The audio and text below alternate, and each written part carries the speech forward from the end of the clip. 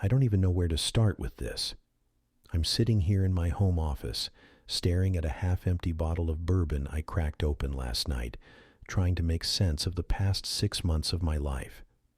I'm 38, married, 2 kids, decent job in logistics, and up until recently, I thought I was a pretty decent son-in-law. Now, I'm questioning every life choice that led me to this point. This is going to be a long one, so buckle up if you're sticking around. For context, my mother-in-law, Linda, is 67. She's a widow. My wife's dad passed about 8 years ago, and ever since, Linda's been living in this crumbling old house about an hour from us. The place was falling apart. Leaky roof, ancient plumbing, carpet that smelled like it was plotting to secede from the house. My wife, Sarah, and I have been begging her to move closer to us for years. She's stubborn, though, like a mule stubborn. Every time we brought it up, she'd wave us off with some variation of, "I've lived here for 30 years. I'm not going anywhere." But last year, things changed. She had a bad fall, slipped on some ice in her driveway, cracked her hip, ended up in the hospital for a week. It scared the hell out of Sarah, and honestly, it shook me too. Linda's not frail, but she's not getting any younger, and the idea of her being alone in that house with no one nearby if something happened again started keeping us up at night. So we doubled down. We told her we'd help her find a new place, something modern, closer to us, where she could be independent but still have us nearby for emergencies. After months of arguing, she finally caved. I think the fall spooked her more than she let on.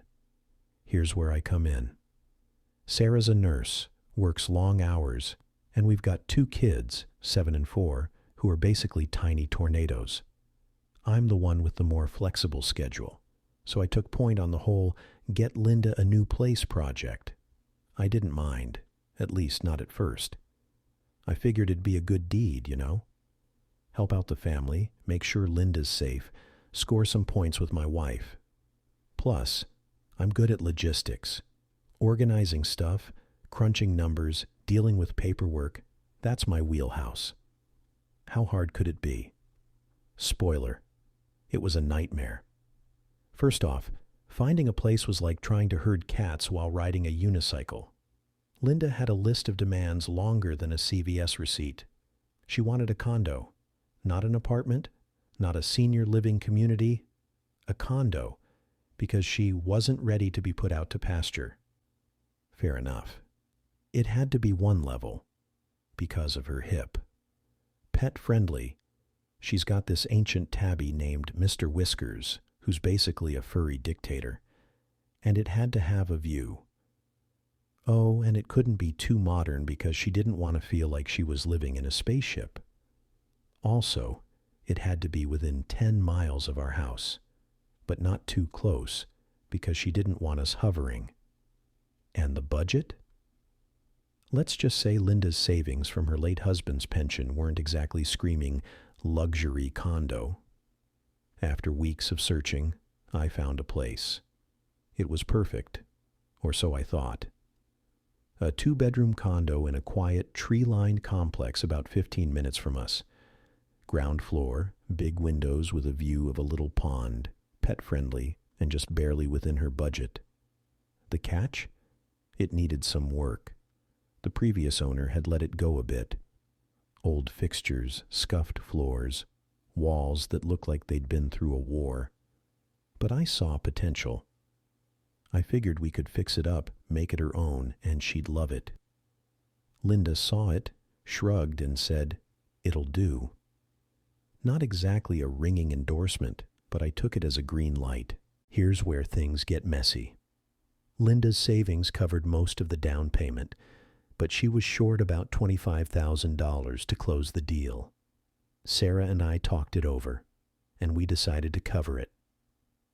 We've got some savings, not a ton, but enough that we could swing it without derailing our own finances. I told Linda we'd handle it as a gift, not a loan. because we didn't want her stressing about paying us back. She got teary, hugged me, said I was the son she never had. I felt like a hero for about 5 minutes. The paperwork was next. If you've ever bought a house or condo, you know it's like signing your life away in triplicate. Linda wanted nothing to do with it. She said forms give her the vapors. Her words, not mine. So I handled it all. Mortgage applications, title transfers, HOA agreements, inspections, the works. I spent hours on the phone with banks, realtors, and some guy named Carl who kept trying to upsell me on home warranties. I drove to the condo office 3 times to drop off checks and sign papers because Linda's printer was broken. I even paid the closing costs out of pocket because Linda forgot to transfer the funds in time. Whatever, I thought. It's for family. Once the condo was hers, I went into overdrive. The place needed work, and Linda wasn't exactly handy with a paint roller. I hired contractors to fix the floors, update the bathroom, walk-in shower for her hip, and repaint every room in a soft beige she picked out. I spent weekends shopping for furniture because Linda said she didn't trust those online stores. I hauled a couch, a dining table, and a million throw pillows to the condo, trying to make it cozy but not fussy. I even got her a new smart TV and set it up with all her streaming apps, Netflix, Hulu, the works, because she loves her true crime shows. Sarah and I probably dropped another $10,000 on furnishings and upgrades, but I didn't care. I wanted Linda to feel at home. Move-in day was a circus. I rented a U-Haul, packed up her old house, and spent 12 hours unloading boxes, while Linda directed me like I was staging a Broadway production. No, not there. The lamp goes there. Don't put the china cabinet so close to the window, it'll fade. I bit my tongue, smiled, and kept going. By the end of the day, the condo looked great. I'm not saying it was HGTV worthy, but it was clean, modern, comfortable, and hers. I was exhausted but proud. I thought, this is it. We did it. She's gonna love this. She didn't. It started with small complaints. The first week, she called to say the condo was too quiet compared to her old house. Then it was the neighbors. She didn't like that the guy upstairs walked like an elephant. The view of the pond? Too many ducks. The smart TV? Too complicated. I tried to fix what I could. I got her noise-canceling headphones for the neighbor issue, showed her how to use the TV remote 3 times, even bought a damn duck repellent spray for the pond. Yes, that's a real thing, and no, it didn't work. But the complaints kept coming. Then it got worse. About a month after she moved in, Linda started telling Sarah she felt trapped in the condo. She said it didn't feel like home, that it was too sterile, that she missed her old house. Sarah tried to talk her down, but Linda wasn't having it. She started dropping hints that she wanted to move back. Move back. To the falling apart house with the leaky roof and the stairs she could barely climb. I thought she was joking at first, but nope, she was dead serious. Last week was the breaking point. Linda came over for dinner, and after a glass of wine, she let it all out. She said the condo was a mistake, that she felt like we'd forced her to move, that the place was soulless, and she hated it. She said the beige walls made her feel like she was in a hospital. The furniture was too modern, and the pond view was depressing. She even said Mr. Whiskers was miserable because he didn't have a yard to prowl in anymore. I sat there, fork halfway to my mouth, trying to process it. I'd spent 6 months of my life, hundreds of hours, thousands of dollars, making this happen for her, and she hated it. I tried to stay calm.